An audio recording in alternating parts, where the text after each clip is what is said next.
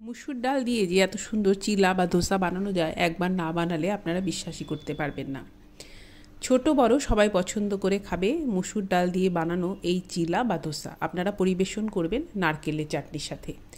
Half cup মুসুর ডাল আর 1 table চামচ আতপ চাল খুব ভালো করে ধুয়ে নিয়ে 4-5 ঘন্টা আমি জলে ভিজিয়ে রাখবো। 4-5 ঘন্টা পরে ডাল ভেজানো জলটা ফেলে দিয়ে তার মধ্যে আমি দিয়েছি পরিমাণ করে কাঁচা লঙ্কা, রসুন, আদা। অল্প অল্প করে জল দিয়ে এই চাল ডালের একটা স্মুথ পেস্ট তৈরি করে নেব। এবার দেব পরিমাণ করে লবণ, হলুদ গুঁড়ো, একটু ঝাল লাল লঙ্কার গুঁড়ো। আর জল কতটা দিচ্ছি বা কনসিস্টেন্সিটা আমি কীরকম রাখবো সেটা সব শেষে আমি আপনাদের দেখিয়ে দেব।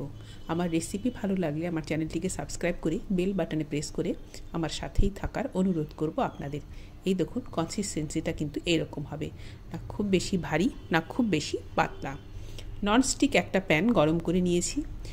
প্রথমে কয়েক ফোঁটা তেল দিয়ে তেলটা পুছে নিয়েছি, তারপর একটু জল ছিটিয়ে দিয়ে জলটাকেও পুছে নিয়েছি।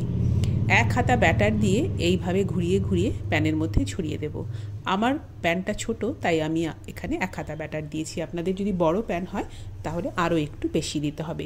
ফ্লেমটাকে এবার মিডিয়ামে রাখবো আর ওপর থেকে টেনে গেলে একটু সাদা তেল ছড়িয়ে দেব। একটু বেশি সময় ধরে প্যানে রাখলে ধোসা বা চিলাটা কিন্তু মুচমুচে হবে।